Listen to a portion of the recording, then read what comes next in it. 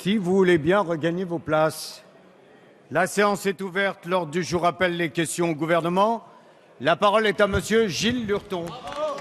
Merci, Monsieur le Président. Monsieur le Premier ministre, alors que l'énergie de votre gouvernement devrait être concentrée sur le financement des retraites à la suite du rapport de la Cour des comptes, vous n'avez de cesse que d'empoisonner la vie des entreprises avec la mise en place du compte pénibilité. Non, les entreprises ne sont pas opposées à prendre en compte la pénibilité, mais force est de reconnaître que l'application de votre loi risque de leur coûter fort cher. Comment seront traitées les périodes d'arrêt de maladie, les périodes de congé, les heures supplémentaires, les situations des intérimaires?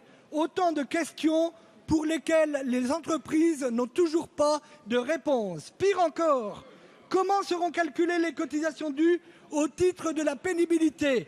Comment sera calculée la majoration au titre des polyexpositions? Votre gouvernement prépare une circulaire visant à calculer les cotisations sur la totalité de l'année salariale. Vous prévoyez de mensualiser la pénibilité sur l'année civile sans tenir compte de la durée d'exposition des salariés, ni même de la variabilité du nombre de critères auxquels ils seront exposés. Ce projet de simplification n'est pas conforme à l'esprit de la loi qui, elle, vise les périodes d'exposition réelles. Il n'est pas financièrement supportable pour les entreprises, notamment pour les entreprises les plus petites, qui se verront taxer la totalité des salaires au taux le plus fort. Les entreprises sont très inquiètes. Sous couvert de simplification, le montant des cotisations dues risque d'être beaucoup plus élevé que ce que prévoit la loi. Alors que nous discutions hier d'un texte sur la simplification de la vie des entreprises, c'est tout le contraire que vous faites au quotidien. Non, Monsieur le Premier ministre, la pénibilité, ça n'est pas simple comme un clic, c'est une véritable usine à gaz pour les entreprises. Merci, Monsieur le député. La parole est à Madame Marisol Touraine, ministre des Affaires sociales et de la Santé. Et je vous demande de regagner vos places rapidement et de faire un peu de silence parce qu'il y a trop de brouhaha. Madame la ministre, vous avez la parole. Merci, Monsieur le Président, Mesdames et Messieurs les députés. Monsieur le député Gilles Lurton, vous interrogez semaine après semaine sur la mise en œuvre du compte pénibilité.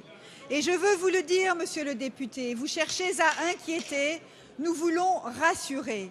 Rassurer d'abord les salariés.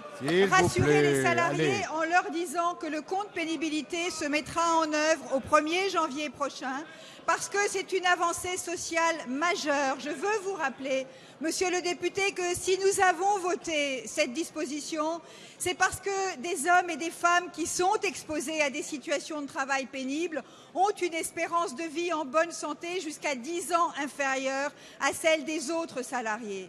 Mais nous voulons rassurer aussi les entreprises. Et c'est pour cela que nous avons engagé une concertation au terme de laquelle le gouvernement a décidé de mettre en œuvre le compte pénibilité en 2 temps. À partir du 1er janvier prochain, les 4 critères de pénibilité qui ne donnent lieu à aucune difficulté d'appréciation, par exemple le travail de nuit ou le travail posté, donneront lieu à des points pour les salariés concernés. Il y aura une déclaration annuelle uniquement à faire pour les entreprises par poste de travail.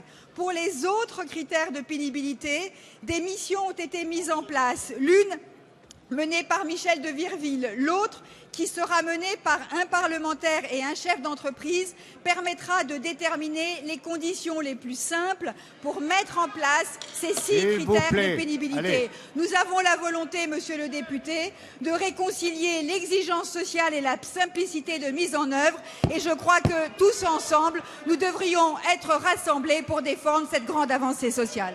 Merci. La parole est à Madame Chantal Berthelot. Merci, Monsieur le Président. Ma question s'adresse à Madame Geneviève Fioraso, secrétaire d'État chargée de l'enseignement supérieur et de la recherche. Au cours de ces derniers mois, l'Europe spatiale vient d'obtenir 2 succès historiques. Tout d'abord, la réussite de la mission Rosetta et de son robot Philae, suivie en direct par des millions de personnes en Europe et dans le monde. Cette mission a été décidée par les pouvoirs publics, il faut le rappeler, il y a maintenant 20 ans. Le second succès a été obtenu avec l'accord passé par les ministres européens lors de la conférence ministérielle de l'Agence spatiale européenne. Cet accord prôné par la France permettra à l'Europe spatiale d'anticiper politiquement et industriellement les futurs enjeux, les futures innovations technologiques et plus encore les futures évolutions du marché satellitaire. Notamment par l'engagement pris sur le programme Ariane 6 et devra remplacer l'actuel gros lanceur Ariane 5 d'ici à 2020. Madame la ministre, en tant que députée de Guyane et présidente du groupe des parlementaires de l'espace, et au nom de l'ensemble de mes collègues membres du GPE, merci mesdames et messieurs, je ne peux que saluer et me réjouir de ces succès majeurs qui sont le fruit de l'excellence française et porteurs d'espoir pour les hommes et les femmes qui travaillent pour le secteur spatial en France. Madame la ministre, je souhaite vous interroger sur 2 points. En période de crise, les lourds investissements consentis dans le secteur spatial peuvent être considérés par certains de nos compatriotes comme accessoires. Notre responsabilité en tant que décideurs politiques est d'assurer un niveau d'information pertinent sur les choix et les stratégies définis.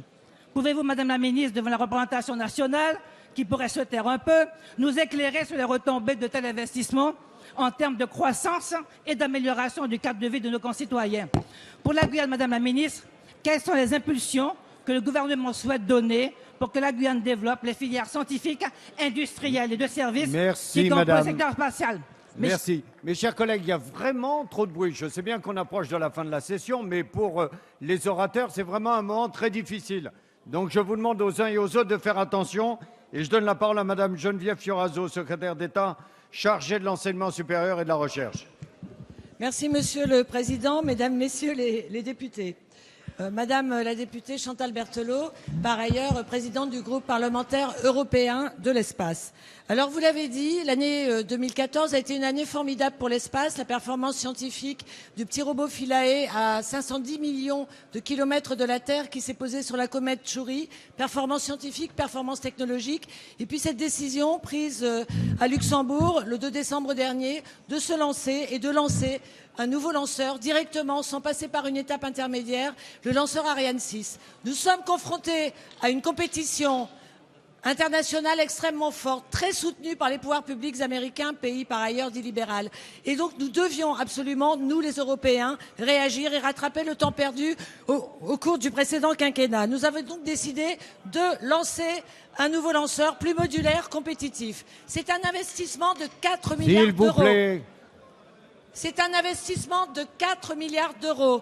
4 milliards d'euros par ailleurs pour l'ensemble de la filière des lanceurs. Cela fait 8 milliards d'euros d'investissement d'ici 2020 pour un lanceur qui sera prêt en 2020. Cela a été rendu possible par un groupe de travail que j'ai mis en place avec mes collègues de l'industrie et de l'économie et avec mon collègue de la défense pour unifier l'offre française entre les acteurs privés et les acteurs publics. Je suis désolée, mais cela n'avait pas été fait auparavant et j'avais trouvé une situation très difficile et peu unifiée en 2012. En ce qui concerne le centre spatial guyanais, il va bénéficier d'un investissement de 600 millions d'euros pour un nouveau pas de tir dans les 5 années à venir. Cela va faire de l'emploi pour les jeunes, cela va faire des filières à développer dans l'IIT qui est présidée par le directeur du centre spatial de Kourou et cela va aussi permettre à des jeunes de se qualifier dans l'université autonome de Guyane que j'ai créée il y a quelques mois. C'est une expérience positive, une décision formidable pour l'Europe, pour la Guyane, pour la France et ça montre notre dynamisme lorsque nous sommes unis. Merci Madame la Ministre. La parole est à Madame Marie-Georges Buffet. Monsieur le ministre de l'Intérieur, peut-on penser qu'aujourd'hui en France, des femmes soient encore victimes de la traite par de nouveaux exploiteurs, de soi-disant employeurs qui les font travailler plus de 14 heures par jour dans des conditions d'hygiène et de sécurité déplorables, sans réelle aération malgré des produits toxiques, pour 200 à 400 euros par mois quand elles sont payées. C'est pourtant ce que viennent de mettre au jour les coiffeuses du boulevard de Strasbourg. Oui, on peut parler de traite, quand non seulement on surexploite des êtres humains, mais qu'en plus on les prive de la liberté de circuler, voire d'exister en tant que personne, en profitant de leur situation d'étrangères sans papier. Ces femmes courage ont décidé de se battre pour leur dignité. Elles se sont mises en grève et avec la CGT, elles ont porté plainte pour traite. Ces femmes ont dévoilé un système sur lequel notre pays ne peut fermer les yeux. L'inspection du travail a d'ailleurs indiqué que les infractions constatées pouvait relever du délit de traite des êtres humains prévu et réprimé par l'article 225 du Code pénal. Cette plainte pour traite des êtres humains est un appel, Monsieur le Ministre, un appel à protéger ses salariés et tous ceux et celles qui vivent la même exploitation. Une pétition lancée par des élus, des personnalités, dit contre la traite des êtres humains, au nom de la dignité humaine, un État qui, de droit, se doit de protéger tous ceux qui travaillent sur son territoire. Monsieur le Ministre, allez-vous entendre cet appel? La France, fidèle à ses valeurs, va-t-elle une nouvelle fois agir avec fermeté pour le respect des droits des êtres humains? Allez-vous, comme la loi l'autorise, en attendant que la justice passe, régulariser ces femmes qui ont eu le courage de dénoncer un système de traite et ainsi dire à ces odieux trafiquants « Stop, la France ne vous laissera pas faire ». Merci, madame. La parole est à monsieur Bernard Cazeneuve, ministre de l'Intérieur. Oui, madame la députée Marie-Georges Buffet, vous posez une question très juste et je partage totalement l'indignation que vous venez d'exprimer suite à la révélation de cette affaire épouvantable où des femmes sont exploitées dans des conditions indignes par de véritables réseaux de la traite des êtres humains. Dès que cette affaire a été portée à notre connaissance, nous avons décidé de prendre les dispositions qui sont dictées par la loi et qui répondent d'ailleurs parfaitement aux préoccupations que vous venez d'exprimer à l'instant. D'abord, dans le cadre de la circulaire prise par le Premier ministre lorsqu'il était ministre de l'Intérieur le 28 novembre 2012 et qui définit des critères de régularisation très précises pour les personnes qui sont en situation régulière, j'ai demandé aux autorités préfectorales d'examiner chaque cas et d'ouvrir le droit au titre de séjour pour ces femmes qui relèvent des dispositions de la circulaire. Mais nous devons effectivement aller plus loin. Vous l'avez souligné vous-même, il existe un article, l'article L316-1, relatif au droit au séjour et à l'asile, qui permet, lorsque des étrangers en situation régulière dénoncent des actes de traite des êtres humains, de voir leur situation au regard du séjour par l'attribution de cartes vie privée, vie familiale, facilitée pour des raisons qui tiennent au combat mené à l'exploitation dont ces personnes ont fait l'objet. Il faut pour cela que l'action publique ait été déclenchée par le procureur de la République et immédiatement la possibilité s'ouvre pour ces personnes de bénéficier de ces cartes vie privée, vie familiale. Je suis personnellement très attentif à cette situation dans l'esprit que vous avez indiqué et je veux vous dire par ailleurs que nous sommes déterminés à lutter contre la traite des êtres humains. C'est la raison pour laquelle, en 2014, conformément aux instructions données par le Premier ministre, ce sont 28 filières qui ont été démantelées contre 4 l'an dernier, ce qui témoigne de la détermination du gouvernement. Merci, monsieur le ministre. La parole est à monsieur Stéphane Saint-André. Ma question s'adresse à madame la ministre des Affaires sociales et de la Santé. Madame la ministre, 2 députés, messieurs Claes et Leonetti, viennent de soumettre au président de la République un rapport visant à proposer une nouvelle loi sur la fin de vie. Le groupe de RDP ne peut se satisfaire des conclusions de ce rapport qui ne prévoit qu'une loi Leonetti bis. Nous ne pouvons nous satisfaire que l'hypocrisie perdure. Nous devons entendre les aspirations profondes de la société sur ce sujet. Notre devoir est d'y répondre avec courage.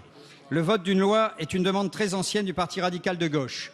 Henri Caillavet fut notamment l'auteur, dès 1976, d'une proposition de loi contre les abus de l'acharnement thérapeutique. Les radicaux ont été les premiers à déposer des propositions de loi relatives à l'assistance médicalisée pour une fin de vie dans la dignité. La dernière date du 26 septembre 2012. Un sondage IFOP d'octobre 2014 indique que 96% des Français sont favorables à la dépénalisation de l'euthanasie et 40% ne voteraient pas ou hésiteraient à voter pour un candidat opposé à l'euthanasie ou au suicide assisté. Rien dans ce nouveau texte ne prend en compte la douleur psychologique, la même qui a mis sur le devant de la scène médiatique des affaires telles que celle de Vincent Imbert, de Vincent Lambert ou plus récemment de Jean Mercier. Rien dans ce texte ne permet de répondre aux situations humainement insupportables des personnes en état végétatif chronique qui ne sont pas à proprement parler en fin de vie, mais dont l'absence totale de perspective d'évolution médicale rend la survie psychologiquement inenvisageable. Rien dans ce texte n'offre de solution humaine quant au choix ultime du moment et des conditions de sa propre mort. Allons-nous longtemps, Madame la Ministre, laisser perdurer cette situation indigne de notre volonté de progrès sociétal? Allons-nous enfin essayer de résoudre toutes les composantes des problèmes qui s'imposent à nous et cesser de nous satisfaire d'un consensus mou? C'est pourquoi nous vous exhortons à proposer une loi, à l'instar de nombreux pays, qui répondent enfin aux besoins des patients ou à faire inscrire notre proposition de loi. Je vous remercie. Merci. La parole est à Madame Marisol Touraine, ministre des Affaires sociales et de la Santé. Merci, Monsieur le Président. Mesdames et Messieurs les députés, Monsieur le député Saint-André, vous avez raison de souligner que les Français expriment la volonté de pouvoir vivre une fin de vie dans des conditions de dignité, qu'ils veulent avoir davantage de maîtrise si, par malheur, ils sont malades ou ne peuvent plus assurer l'ensemble des gestes du quotidien. Pour cela, le président de la République a demandé à plusieurs personnalités de poursuivre la réflexion et de proposer des rapports. Dernièrement, 2 parlementaires, Jean Leonetti et Alain Claes, ont proposé un rapport dont je veux souligner la très grande qualité. À partir de là, nous devons réfléchir à la manière de faire évoluer notre droit, parce que le statu quo n'est pas possible. Le statu quo ne répond pas aux attentes de nos concitoyens.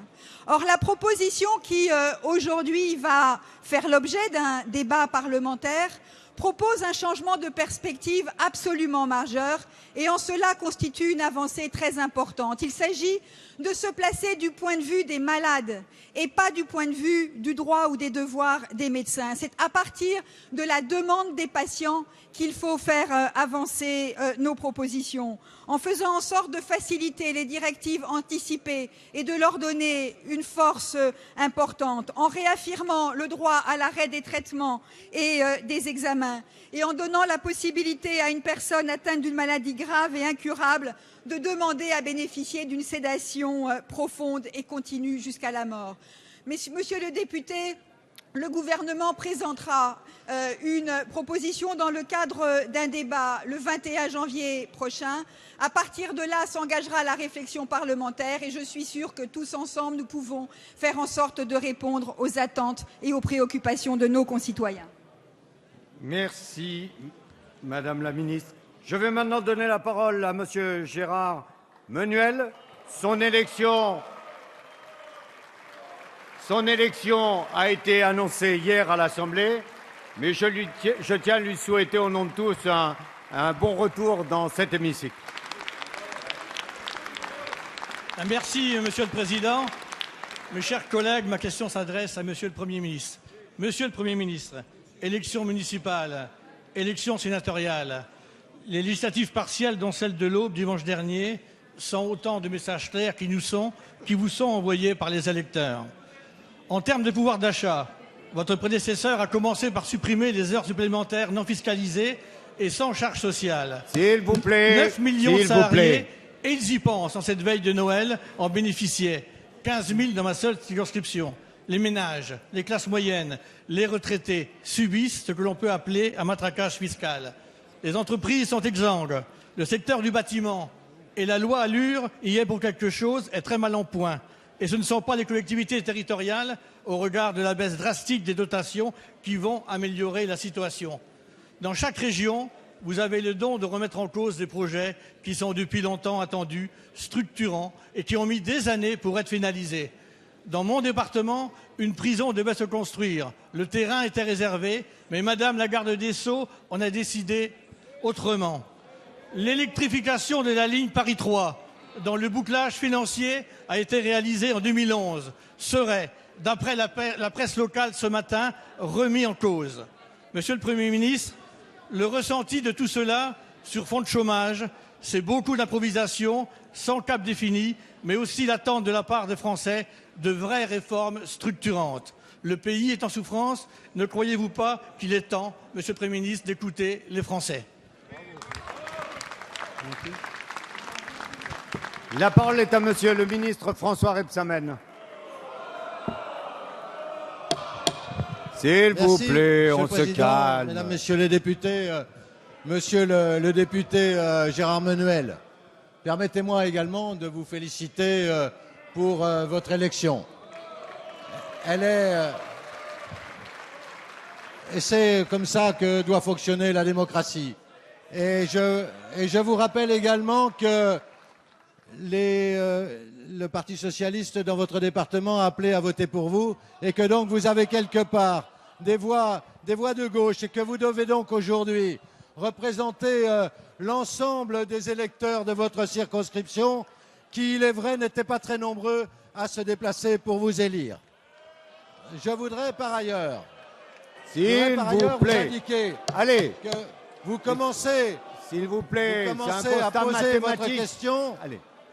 Vous commencez à poser à travers votre question un certain nombre de problèmes qui n'ont même pas été résolus pendant 12 ans. Je pense à l'électrification de la ligne Paris-3.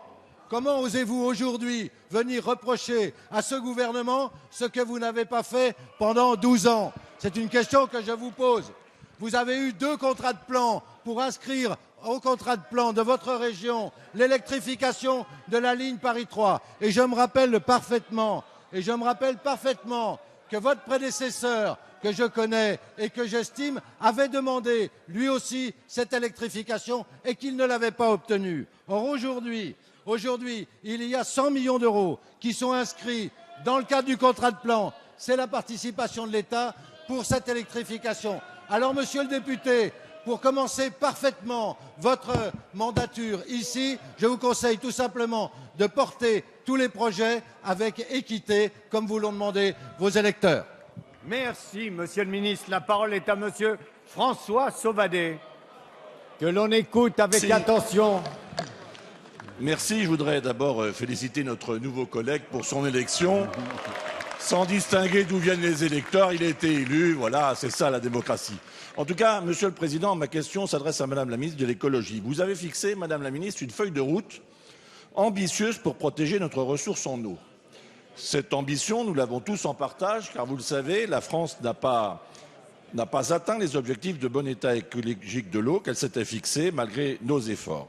Mais madame la ministre, c'est complètement incompréhensible de voir qu'au moment où vous fixez cette feuille de route, le gouvernement s'apprête à ponctionner le budget des agences de l'eau à hauteur de 175 millions d'euros chaque année pendant 3 ans. Ça veut dire 10% d'investissement en moins dans le domaine de l'eau. Et avec 10% de moins, il va falloir accompagner l'extension des zones vulnérables. 3 800 communes de plus annoncées, c'est beaucoup trop. Il va falloir poursuivre le combat contre la prolifération des algues vertes, veiller à la qualité de nos rivières, de notre littoral, de nos nappes. Il va falloir engager, vous nous l'avez dit, une réduction des fuites sur nos réseaux d'eau et les communes rurales ne pourront pas y faire face. Et puis venir en aide aux communes au moment où on leur confie de nouvelles responsabilités liées à la prévention des inondations. Tout cela en veillant à un sujet important, c'est qu'il faut stopper la hausse du prix de l'eau. Alors moi, je vous le dis tout net, au nom des 6 agences de l'eau, on ne saura pas faire avec cette ponction financière inopportune. Et ce que je vous demande au nom du groupe UDI, c'est de revenir sur cette décision et de ne pas réduire l'effort que nous avons à consacrer à l'eau au moment même où les collectivités sont elles aussi ponctionnées d'une manière sans précédent et ne sont pas en mesure d'investir seules. Et je veux redire aussi aux consommateurs qui payent l'eau qu'il y a un principe rappelé plusieurs fois par le législateur, c'est que l'argent des redevances de l'eau doit aller à l'eau et qu'elle doit servir à investir et non pas à boucher ou à service de variable d'ajustement à un budget de l'État que vous devez réformer. La parole est à madame Ségolène Royal, ministre de l'écologie, du développement durable et de l'énergie. Merci, monsieur le président, monsieur le député, mesdames et messieurs les députés. Monsieur le député, monsieur le président aussi du comité de bassin, j'ai eu l'occasion de vous recevoir récemment avec l'ensemble des présidents des comités de bassin et même de déjeuner avec vous. Donc, oui, osez le dire. Vous l'aviez caché à vos collègues. Ne compromettez pas monsieur Sauvadet. Il n'y a pas de honte à cela, vous savez. Nous sommes en République et nous pouvons travailler conjointement au service de l'intérêt général. J'ai donc eu l'occasion de vous dire que malgré les économies, en effet, les 175 millions d'euros prélevés sur le fonds de roulement des agences de l'eau pour la période 2015-2017, les agences de l'eau auront les mêmes moyens financiers au cours de ce 10e programme qu'au cours du programme précédent. Et je crois que tous les organismes placés sous mon autorité doivent contribuer aux économies et recentrer leurs actions sur leurs priorités. J'ai donc, vous le savez, redéfini la politique de l'eau autour de 2 priorités essentielles. D'abord, la protection de l'eau potable, la protection de la qualité des masses d'eau et la lutte contre les gaspillages, en particulier sur les travaux qu'il y a à faire sur les réseaux d'eau, travaux pour lesquels la Caisse des dépôts a mis en place une ligne budgétaire de 20 milliards d'euros, dans laquelle l'ensemble des communes peut puiser pour faire en sorte qu'on n'ait plus, comme dans la situation actuelle, 2 litres sur 3 seulement qui arrivent au robinet, 2 litres sur 3 d'eau traitée qui arrivent au robinet, c'est-à-dire 2 litres sur lesquels les Français ont déjà dépensé dans le domaine des taxes qui sont prélevées sur les factures d'eau, et parfois 1 litre sur 3. Je ne doute pas que vous comprendrez ces priorités, que nous pourrons continuer à travailler ensemble. Merci. La parole est à monsieur Marc Le Fur. Merci, Monsieur le Président. Ma question s'adresse à vous, Monsieur le Premier ministre. Dans quelques heures, vous allez venir en Bretagne et nous vous réserverons l'accueil républicain qui vous est dû. Vous faites déjà mieux que le Président de la République qui, en 2 ans et demi de mandat, n'a pas réussi à consacrer une journée à la Bretagne.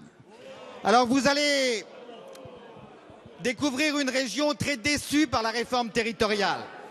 Une région en crise, ce n'est pas la seule, crise du bâtiment en particulier, mais crise impactée par les décisions que vous prenez. Quand vous prenez une décision anti-gasoil, Monsieur le Premier ministre, il faut que vous sachiez que 90% des véhicules qui sortent de l'usine PSA de Rennes sont des véhicules diesel. Vous allez trouver une région également qui ne comprend pas un certain nombre de décisions gouvernementales. Il y a 1 an, votre prédécesseur venait signer avec Force Média le pacte d'avenir pour la Bretagne. On nous parlait de 2 milliards d'euros. Évidemment, on n'a rien vu.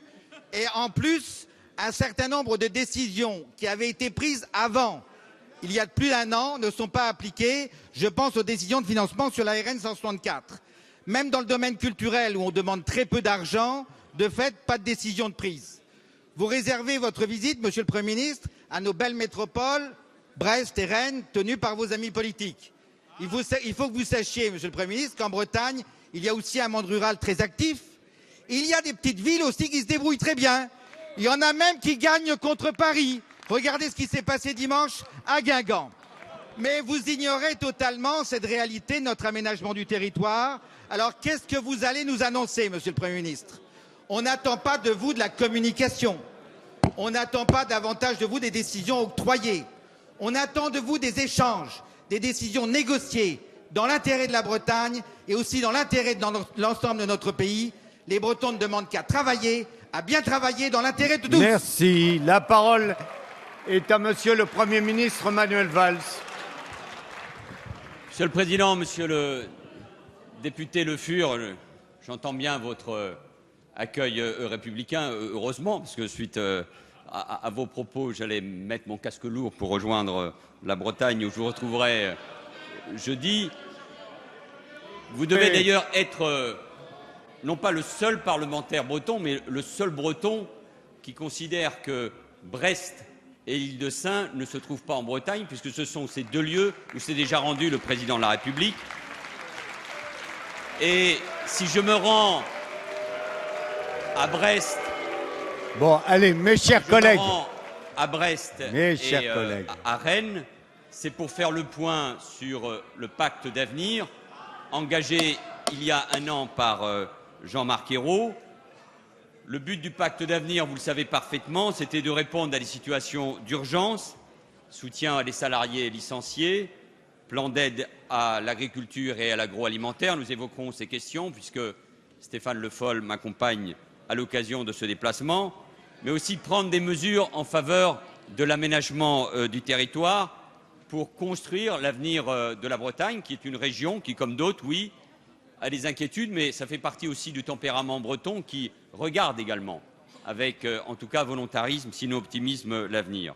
Et j'aurai l'occasion, je ne vais pas tout dévoiler ici, surtout uniquement pour vous, Monsieur Le Fur, j'aurai l'occasion de dire que non seulement les engagements ont été tenus, mais qu'ils vont être renforcés par la signature du contrat de plan 2015-2020.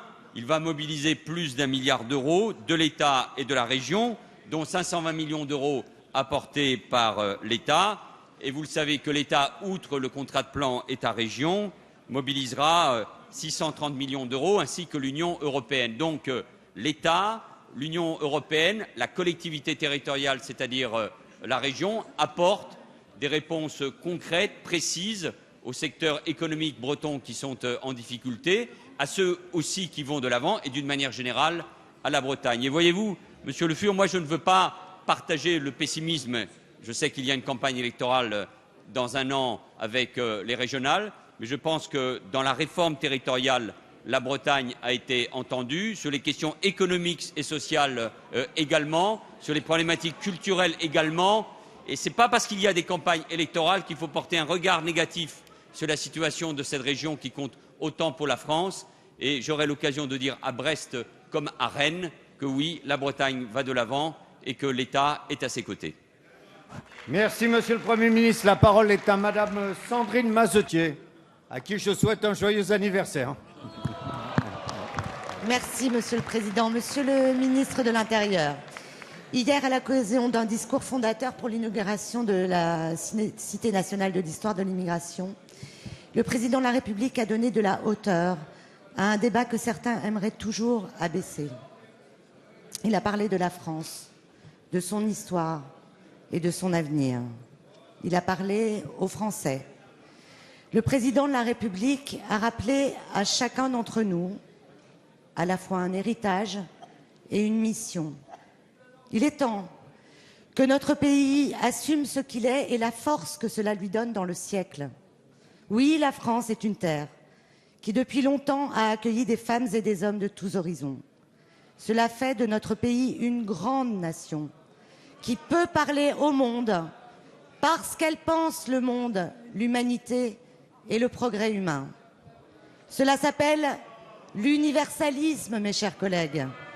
Hier, une arme contre le despotisme. Aujourd'hui, contre la barbarie. D'Europe d'abord et désormais du monde entier, des femmes et des hommes venus de tous horizons rêvent la France, parfois la rejoignent, la servent et peuvent mourir pour elle. Contre les démons du repli, du rejet et des fantasmes, le Président de la République a tenu un discours de vérité sur les chiffres que certains voudraient manipuler, sur Schengen, qui n'est pas un espace de non-droit, sur l'intégration qui demeure un combat. Vérité sur ce que nous devons aux Chibani, comme à toutes celles et ceux qui ont construit la France. Il n'y a pas de grand remplacement, il y a un grand enrichissement. Non pas de grand remplacement parce que la République universelle est simplement irremplaçable. Merci, dans quelques instants, notre majorité... La parole est à Monsieur le ministre de l'Intérieur, Monsieur Bernard Cazeneuve. Madame la députée Sandrine Mastier, vous avez raison de rappeler que le président de la République, hier, a tenu sur la question de l'immigration un discours extrêmement fort qui réconcilie profondément notre pays avec ses valeurs et la République avec ses principes.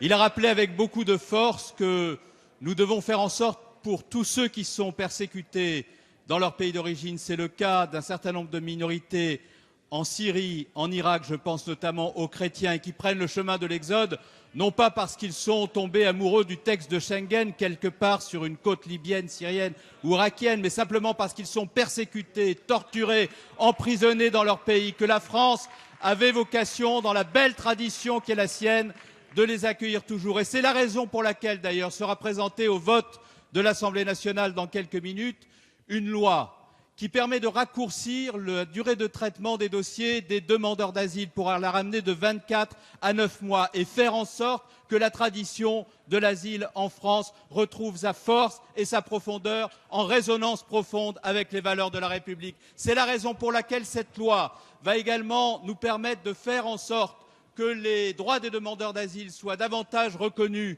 et que les recours qu'ils font devant le juge ne soient plus suspensifs aussi longtemps que le juge n'a pas tranché.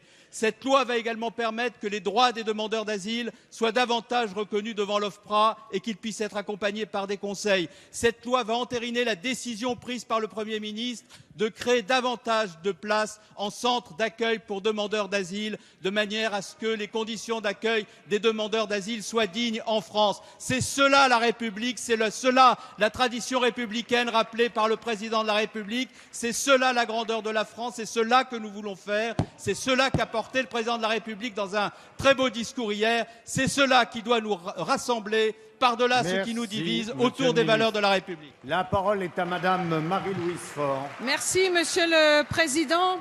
Je m'adresse à Monsieur le Premier ministre. Il aura fallu rien de moins que 2 ans et demi pour que le Président de la République donne enfin son avis, à défaut de vision, sur la politique d'immigration de la France. Et le moins que l'on puisse dire, c'est que l'on n'est pas déçu. Ça se voulait un beau discours feuille de route. En réalité, on a une succession de lieux communs et de formules éculées, 100 fois rabâchées par une gauche qui n'évolue pas. Pas d'actes, pas de décision, pas de perspective et au final, on ne sait pas ce que le gouvernement compte faire. Pire, aucune réponse concrète aux questions que se posent légitimement les Français et aux réalités de la France, de l'Europe et du monde d'aujourd'hui. Après avoir divisé les Français sur les problèmes sociétaux, après avoir réuni les mêmes Français dans leur désaveu de sa politique en général et de sa personne, voilà que le président de la République, pour des raisons sans doute bassement électoralistes, tente à nouveau de cliver les Français alors qu'il devrait les rassembler sur des sujets hautement importants. Sur le droit de vote des étrangers, le président de la République vous a en réalité, Monsieur le Premier ministre, adressé un message. Je suis votre chef, donc je vous suis. Évoquant une vieille promesse de campagne, remisée au rang des accessoires, comme beaucoup de promesses du candidat Hollande, le président vous a dit en substance « Trouvez une majorité, puis on verra ce qu'on pourra faire ». Une manœuvre politicienne, style diviser pour mieux régner, mais n'est pas Machiavel qui veut, et on sait ce que valent les ersatz. Monsieur le Premier ministre, allez-vous tenter de réunir une majorité sur le droit de vote des étrangers? Merci de votre réponse. La parole est à Monsieur le Premier ministre Manuel Valls. Monsieur le Président, Mesdames et Messieurs les députés, Madame la députée, depuis 2 ans et demi, le ministre de l'Intérieur vient de le rappeler, nous menons une politique à la fois ferme et humaine sur les questions d'immigration, à la fois par les choix que nous avons faits depuis 2 ans et demi, quand j'étais ministre de l'Intérieur, et Bernard Cazeneuve poursuit évidemment cette voie, et à travers les textes qu'il présente lui-même, sur l'asile, qui doit beaucoup au travail de Sandrine Mastier et du Parlement, bien évidemment, et il aura l'occasion également de présenter dans quelques semaines un texte de loi que vous connaissez sur l'immigration, sur la maîtrise de l'immigration, mais aussi sur un titre pluriannuel de séjour qui doit apporter davantage de stabilité. Mais poser une question plus générale, je pense qu'aujourd'hui, dans le moment que nous traversons, précisément avec cette crise économique, cette crise sociale, cette crise de confiance, le courage consiste, oui, à dire la vérité aux Français, et c'est ce que le président de la République a fait hier, à l'occasion de l'inauguration, enfin, de ce musée de l'immigration, qui a d'ailleurs été présidé par l'un des vôtres, et que peu d'entre vous, et à commencer par celui qui préside aux destinées de l'UMP, ont visité, tant il y avait une certaine honte à assumer ce qu'est la réalité de ce pays, un fait, c'est-à-dire celui du fait de l'immigration. Et de ce point de vue-là, on peut regretter, Madame la députée, puisque vous voulez vous emparer de ces sujets, on peut regretter d'ailleurs que les discours qui étaient ceux de Nicolas Sarkozy il y a quelques années sur le droit de vote des résidents étrangers ou sur le fait qu'il était, lui, un Français au sang mêlé, ce ne soient plus les discours que vous teniez, comme si votre problème, c'était de courir derrière l'extrême droite. Or, en ce moment même, nous devons nous assumer pleinement un discours de rassemblement, un discours qui rappelle comment ce pays s'est construit, ce que nous devons aux Français qui sont nés étrangers, un pays qui retrouve un discours de générosité. Ça n'est en rien compatible avec la fermeté, ça n'est en rien compatible avec la maîtrise des flux migratoires, ça n'est en rien compatible avec une politique européenne digne de ce nom, mais un discours qui soit un discours profondément républicain. Et je vous en conjure, n'abandonnez pas ce discours républicain, ne vous égarez pas sur la réforme du droit de la nationalité, n'oubliez pas comment ce pays a été construit. Et la seule réponse possible à cette extrême droite qui monte la seule réponse possible à un discours qui vise à replier le pays sur lui-même, à lui faire abandonner ce qu'a été son histoire, c'est le discours que le président de la République a tenu, c'est-à-dire un discours qui retrouve pleinement les valeurs de la République et qui dise aux Français, quelle que soit leur origine, de se rassembler autour de ces valeurs. C'est la seule réponse possible à l'extrême droite. Merci, Monsieur le Premier ministre. La parole est à Madame Émilienne Poumirol. S'il vous plaît. Merci, Monsieur le Président. Ma question s'adresse à Madame la ministre de la Décentralisation et de la Fonction publique. Madame la ministre, aujourd'hui en France, près de 8,5 millions de personnes vivent sous le seuil de pauvreté. 3,8 millions sont allocataires de minima sociaux et ce nombre a augmenté de 25% entre 2009 et 2013. Fin 2012, un quart d'entre eux ont déclaré s'être privés sur des achats alimentaires ou avoir renoncé à des soins de santé. Au-delà de la crise économique, ceci est la conséquence des choix politiques passés dans notre pays. Dès 2012, le gouvernement a pris des mesures d'urgence destinées aux plus modestes, comme la revalorisation du RSA, l'extension des tarifs sociaux de l'énergie, la sanctuarisation du budget de l'aide alimentaire ou le plan pauvreté. Et d'ici peu, la loi de santé permettra de combattre les inégalités à la racine en garantissant un accès équitable aux soins pour tous. Sur ce point, les députés socialistes s'indignent du lobbying mensonger mené à grands frais par certains représentants des cliniques privées. Avec une campagne d'affichage absolument scandaleuse, ils cherchent à instiller la peur et à tromper délibérément les Français sur les objectifs réels de la réforme. À cette solidarité nationale portée par la majorité s'ajoute une solidarité au plus près des personnes, directement dans les territoires. Le projet de loi NOTRe, actuellement examiné au Sénat, fait du département le pivot de cette solidarité entre les hommes et entre les territoires. Petite enfance, adolescence, troisième âge, handicap, épreuves personnelles ou difficultés de logement, nous sommes tous susceptibles de recourir un jour à l'aide du conseil départemental.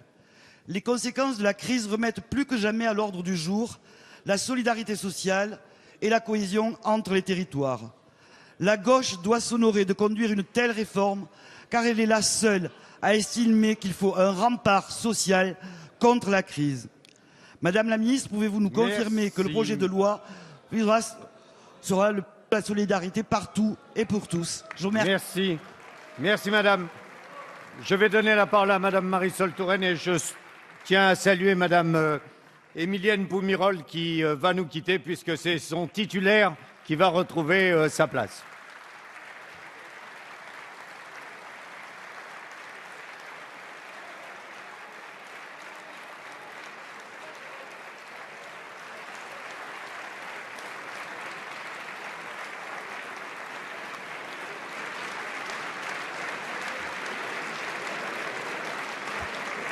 Merci, Madame la Ministre, si vous voulez bien. Merci, Monsieur le Président, Mesdames et Messieurs les députés, Madame la députée Émilienne Poumirol, à mon tour, je voudrais saluer le travail que vous avez accompli dans cette Assemblée au cours des 2 années et demie écoulées, puisque vous allez quitter cette Assemblée.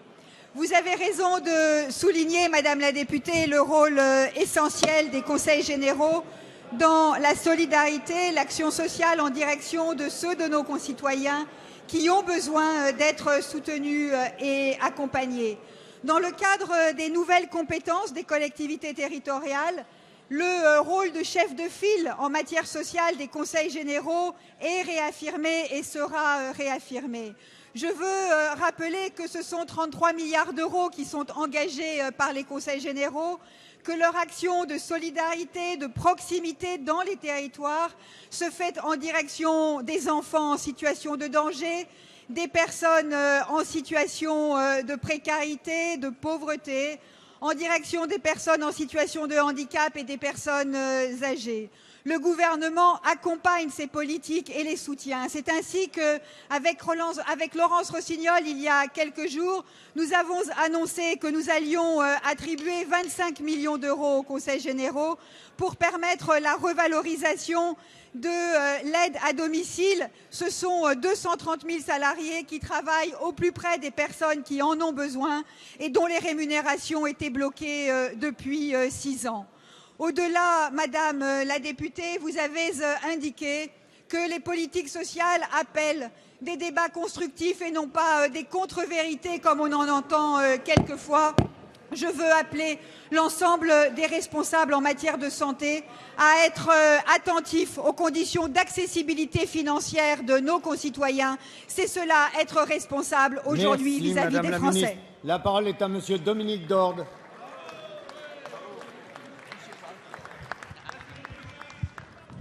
Monsieur le Premier ministre, les grandes fortunes, c'est tabou.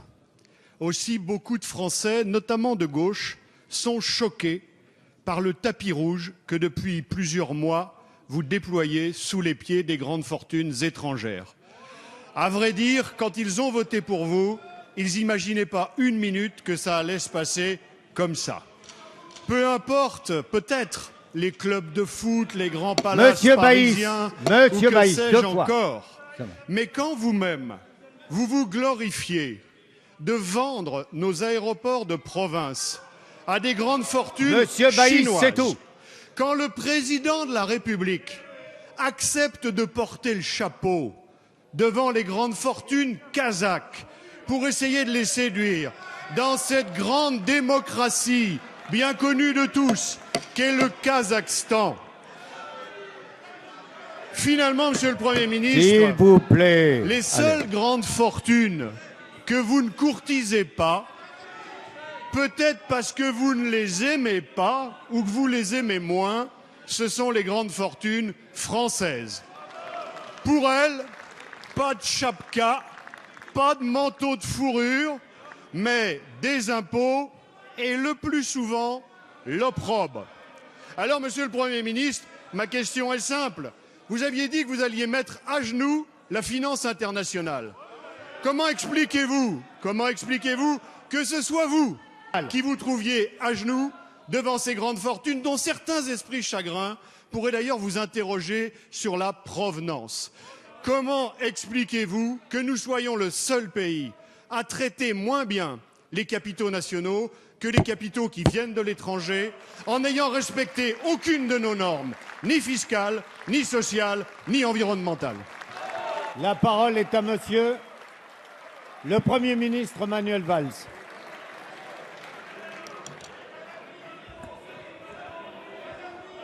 Monsieur Dore. S'il vous plaît. J'hésitais honnêtement à vous répondre, parce que les bras m'en tombent. J'ai cru un moment, je vais vous le dire franchement, que vous étiez dans une réunion interne de l'UMP et que vous étiez en train de mettre en cause ce qui a été fait pendant des années par l'ancien président de la République. Vraiment, je n'ai jamais entendu de la part de la droite républicaine et de l'UMP une telle question sur la manière dont la France peut accueillir, discuter avec des capitaux ou des pays étrangers. Mais quelle vision avez-vous du pays?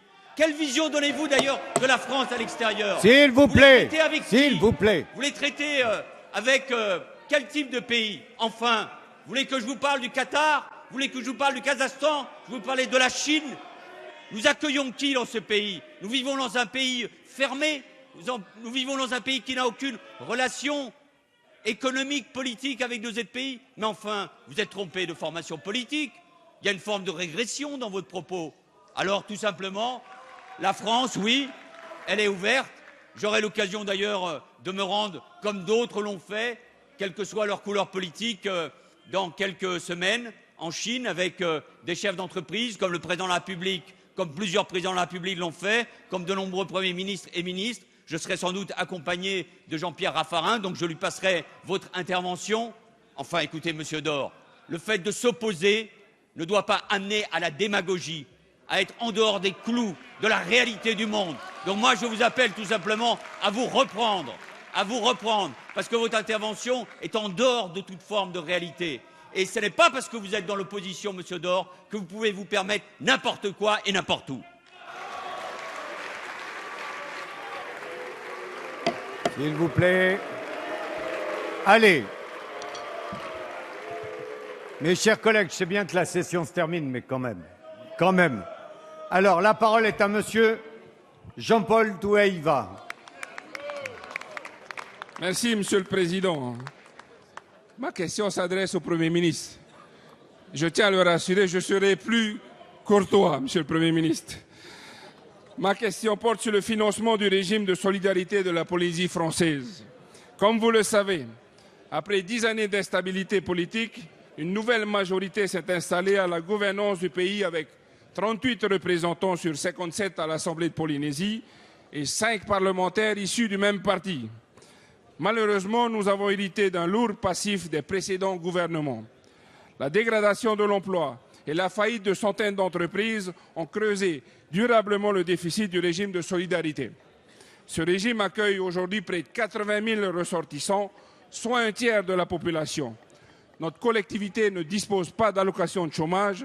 Ce régime de solidarité est par conséquent le principal amortisseur social. Dès sa prise de fonction, le nouveau gouvernement de Polynésie française s'est attelé à entreprendre des réformes courageuses et impopulaires destinées à redresser les finances publiques. Au sein du Sénat comme à l'Assemblée, mes collègues parlementaires et moi-même, nous vous avions sensibilisé à plusieurs reprises sur les difficultés de notre territoire. Un courrier commun de vos ministres Marisol Touraine et Georges Paul-Langevin, en date du 13 septembre dernier, nous indiquait que des mesures concrètes seraient annoncées d'ici la fin de l'année. Monsieur le Premier ministre, lors de notre récente entrevue avec le président de la Polynésie française, M. Édouard Fritsch, vous nous aviez assuré de votre engagement à accompagner notre collectivité dans la réforme de son régime de solidarité. Je tiens à vous remercier sincèrement pour votre engagement sur ce dossier, car vous le savez, ces mesures sont très attendues par la population polynésienne. Ma question est donc la suivante. Afin de rassurer les Polynésiens, à la veille des fêtes de fin d'année, pourriez-vous nous exposer les mesures concrètes qui seront réellement mises en œuvre La par parole votre est à gouvernement? Madame Georges Paul-Langevin, ministre des Outre-mer. Merci, Monsieur le Président. Mesdames et Messieurs les députés, Monsieur le député Tuiava, effectivement, la question du régime de solidarité en Polynésie nous occupe tout à fait sérieusement. Vous savez que ce régime a permis une amélioration significative de l'état de santé des Polynésiens. Mais nous savons aussi que ce régime a des difficultés financières considérables, notamment à cause des difficultés économiques de la Polynésie, mais aussi parce qu'en 2008, la contribution de l'État a été significativement diminuée. Par conséquent, nous avons désigné une mission d'appui avec l'IGAS, l'IGA et l'IGF pour rechercher des solutions. Et effectivement, le rapport qui a été remis nous fait 66 propositions. À partir de là, nous sommes en train, dans un groupe de travail, de voir quelle suite nous pouvons donner à ces propositions. Le ministère des Outre-mer a tracé un certain nombre de pistes pour nous permettre d'avancer. Et vous savez que ces pistes sont en cours de validation avec le ministère des Affaires sociales et le Premier ministre est tout à fait sensibilisé à cette question. De votre côté, sur le territoire, le rapport demande aussi qu'il y ait un certain nombre de mesures qui soient prises pour pouvoir remettre les équilibres par des réformes structurelles. Et je sais que courageusement, vous vous y êtes attaqués. Donc sachez que l'engagement qui a été pris par ce gouvernement et par le Premier ministre en particulier, de faire en sorte que nous aboutissions sur le régime de la Polynésie, cet engagement sera tenu. Et vous pouvez dire au président Fritsch, qui est extrêmement, dont nous admirons le travail et le courage, que l'engagement sera tenu et que l'État sera au rendez-vous pour la Polynésie. Merci Madame la Ministre. La parole est à Madame Marion Maréchal Le Pen. Monsieur le Premier ministre, vous indiquiez la semaine dernière qu'en cas de la mise en place de proportionnelle intégrale aux législatives, le Front National obtiendrait entre 150 et 180 députés. Alors il n'aura pas fallu plus d'arguments évidemment pour écarter définitivement la perspective d'une telle réforme, puisque déjà lors du débat sur les départementales, vous avez écarté le mode de scrutin proportionnel départemental par liste au prétexte que certains départements pourraient tomber entre les mains du Front National, dont le Vaucluse. Alors vous brandissez la menace assez classique de l'ingouvernabilité. Mais Monsieur le Premier ministre, ça ne vous aura pas échappé, nous ne sommes plus sous la 4e République. Et de l'eau a coulé sous les ponts des institutions depuis Vincent Auriol. Vos arguments tirés du livre de Michel Debré, La mort de l'État républicain, date de 1948. Autant vous dire que vos arguments sont pour le moins dépassés. Ce type de risque existe, il est vrai, dans un régime dominé par le Parlement, où le gouvernement est véritablement responsable devant cette Chambre. Sous la 5e, le pouvoir est concentré dans les mains du chef de l'État et l'exécutif a un certain nombre de moyens sur le Parlement qui lui permettent de gouverner, dont la maîtrise de l'ordre du jour, dont le système des votes bloqués par exemple. La vérité, c'est que vous tirez avantage, avec l'UMP d'ailleurs, de ce mode de scrutin majoritaire qui favorise le bipartisme et qui favorise les vagues successives d'alternance. Les valeurs de la République, comme la démocratie, ne se récitent pas devant les caméras, elles se défendent. Et il ne suffit pas, pour se donner bonne conscience, de les clouer sur les murs, comme votre charte de la laïcité dans les écoles. Alors certes, il vous faudra apprendre à convaincre, à composer, à débattre véritablement pour adopter un texte, ce qui n'est pas votre fort, ni celui de votre majorité, dont la suffisance et l'aveuglement sont inversement proportionnels à son succès dans l'opinion. Alors, Monsieur le Premier ministre, dépasserez-vous les intérêts de votre... La parole est à Monsieur Bernard Cazeneuve, ministre de l'Intérieur. Madame la députée, merci beaucoup pour cette question extrêmement apaisante, truffée de références aux valeurs républicaines et qui appelle de notre part une réponse extrêmement simple. D'abord, Madame la députée, le mode de scrutin, ce n'est pas une affaire de convenance. Vous avez fait référence à des tas de considérations constitutionnelles. S'il vous plaît. Mais un mode de scrutin, c'est quelque chose qui renvoie à une conception de la République, qui renvoie à une conception des relations entre les pouvoirs publics, qui renvoie à une conception équilibrée des relations entre les pouvoirs constitués. Et oui, le Premier ministre a eu raison la semaine dernière de répondre lorsqu'il s'adressait à un autre parlementaire ayant soulevé cette question, que la question de la stabilité gouvernementale et politique est essentielle dans un pays qui est confronté à autant de difficultés que le nôtre. Il faut de la stabilité gouvernementale, il faut de la stabilité politique si on veut confronter les difficultés économiques et assurer le redressement productif et le redressement de nos comptes. Il faut de la stabilité politique si l'on veut, autour des valeurs de la République, mais je comprends que ce ne soit pas votre préoccupation, rassembler les Français. Il faut de la stabilité politique si on veut reconstruire notre système éducatif. Et il est évident, le Premier ministre a eu raison de le dire, que selon qu'on fait le choix de tel ou tel mode de scrutin, on peut, dans certaines situations politiques, accroître l'instabilité et ajouter des difficultés aux difficultés, alors que tout l'objectif de ce gouvernement est de rassembler les Français dans la stabilité pour redresser le pays. Le deuxième point sur lequel je voudrais insister, c'est qu'il y a des procédures, que l'on ne décide pas comme ça de la modification d'un mode de scrutin. Ce n'est pas parce que vous avez décidé que cela vous arrangeait que cela est nécessairement bon pour le pays. Et c'est la raison pour laquelle, s'il devait y avoir une modification du mode de scrutin, cela ne pourrait se faire que dans le cadre d'une grande concertation de l'ensemble des formations politiques avec un objectif, celui de l'intérêt général du pays. La parole est à Monsieur Laurent Furst.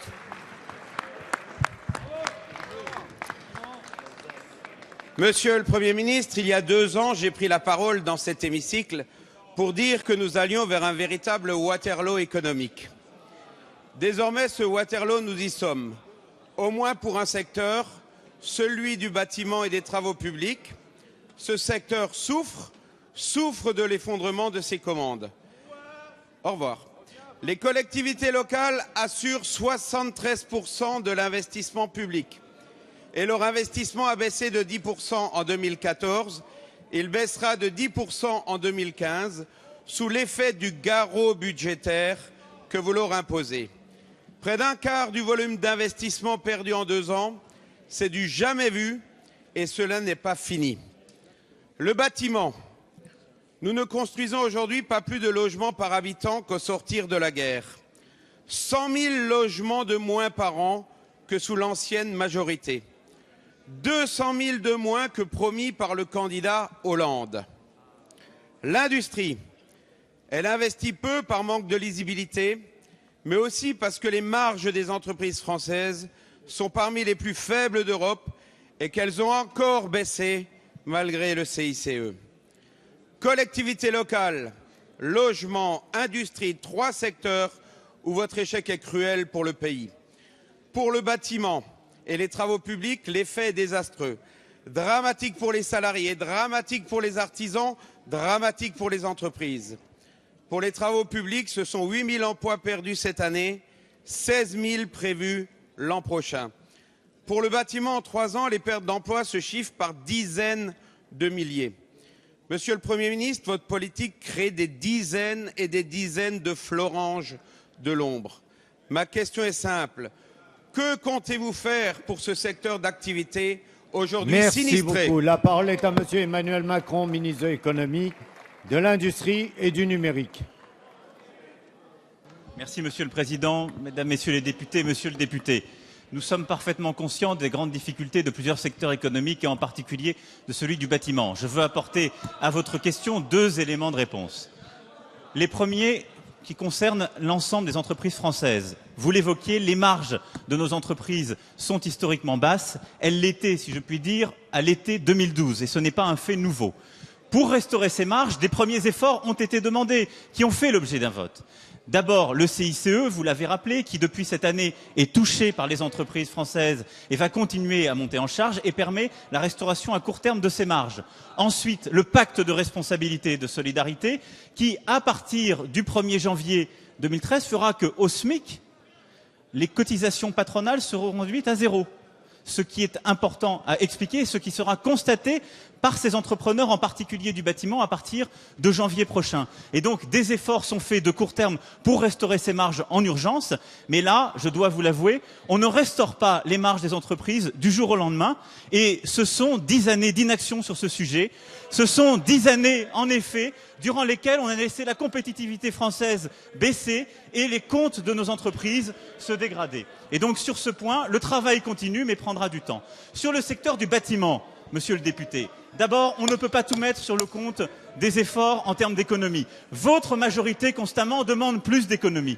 Il n'est pas sérieux et pas cohérent de demander toujours plus d'économie d'un côté et de l'autre de déplorer les dommages collatéraux que certaines peuvent conduire à créer. Ce n'est pas vrai. Les économies doivent d'abord se porter sur le fonctionnement et au maximum, les collectivités locales doivent porter les économies qui leur sont demandées sur les dépenses de fonctionnement. Et il n'y a pas de fatalité sur ce point.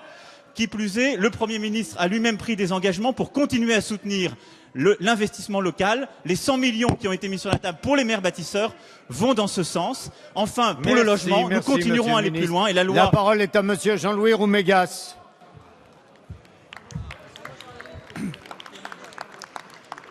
Ma question s'adresse à Madame la ministre de l'Écologie.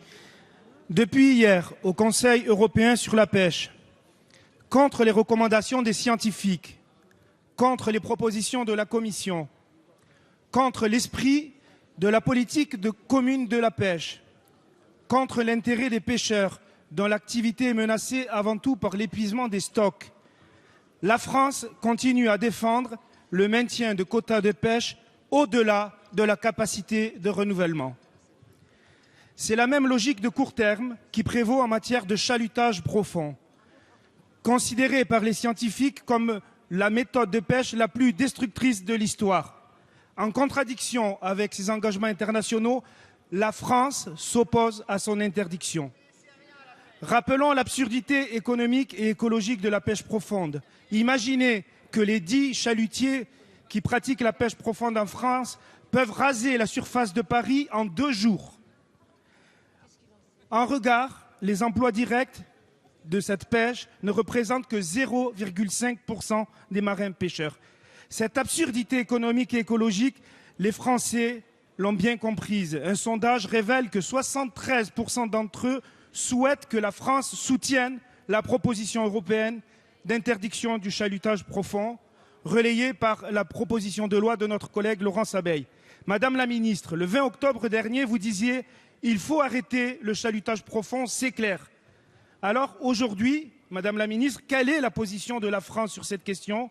Comptez-vous défendre l'interdiction du chalutage profond au Conseil européen, en accord avec la volonté citoyenne et avec le souhait d'une France nation de l'excellence environnementale telle que décrite par François Hollande? Merci. La parole est à Madame Ségolène Royal, ministre de l'Écologie, du Développement durable et de l'Énergie. Merci Monsieur le Président, Mesdames et Messieurs les députés. Monsieur le député, vous soulevez là un sujet en effet extrêmement sensible Et je crois que justement les positions évoluent dans la bonne direction. Rappelons que le chalutage en eau profonde, qu'est-ce que c'est? C'est la pêche à plus de 800 mètres de profondeur avec des filets qui mesurent entre 60 mètres et 100 mètres et qui raclent en effet en quelques jours ce que des millénaires ont pris pour construire les écosystèmes marins avec les coraux, les rochers, les herbiers sous-marins, bref, tout ce qui fait les lieux de reproduction des poissons, de nourriture des poissons et donc tout ce qui fait aussi l'avenir de la ressource halieutique. Le Parlement européen s'est saisi de ce sujet et je voudrais vous dire très clairement que la position du gouvernement français est celle du Parlement européen qui a mis en place une réglementation très stricte du chalutage en eau profonde. J'ai rencontré le 22 novembre dernier les pêcheurs bretons à Lorient qui ont déclaré, et je salue d'ailleurs leur évolution sur ce sujet, qu'ils étaient prêts à mettre en application la réglementation qui a émergé du débat démocratique du Parlement européen autour de 4 idées. La première, c'est le gel de l'empreinte. Ça veut dire l'interdiction de nouvelles zones pêchées, quelle que soit la profondeur. Deuxièmement, ce sont les zones de fermeture à la pêche lorsqu'il y a présence avérée d'écosystèmes marins vulnérables, même si elles sont encore autorisées aujourd'hui. Troisième principe, c'est l'amélioration de la cartographie, de l'évaluation des incidences avec un bilan obligatoire. C'est le quatrième principe.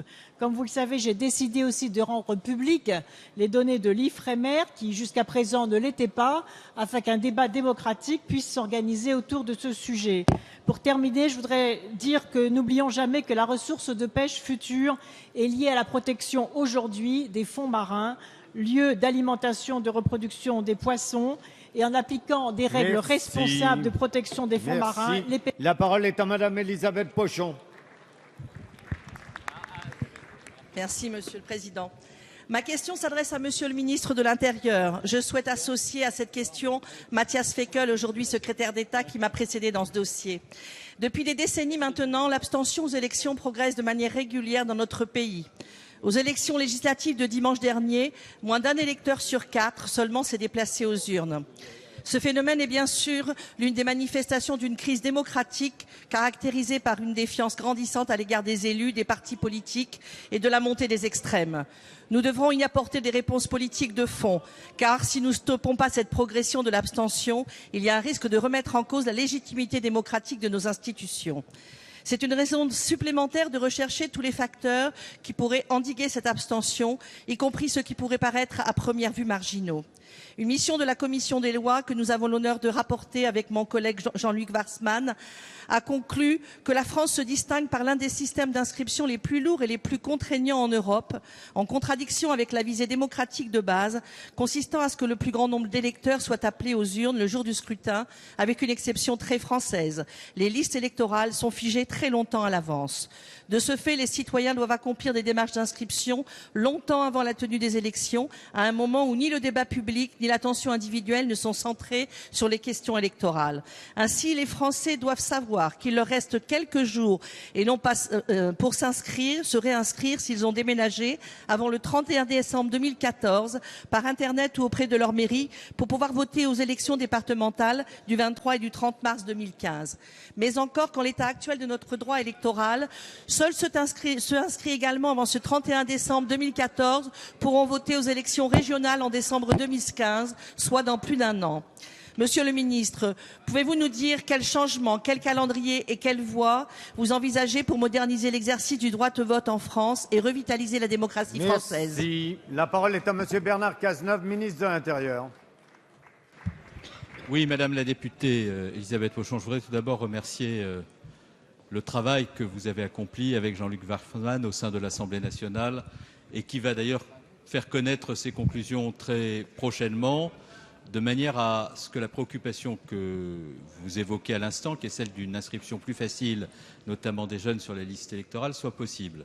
Je veux d'ores et déjà vous dire que le gouvernement attachera le plus grand prix aux conclusions de votre mission parlementaire, que je suis à votre disposition pour vous recevoir avec M. Warsmann et examiner, dès lors que votre copie aura été rendue publique, les conditions dans lesquelles on peut mettre en œuvre ces préconisations.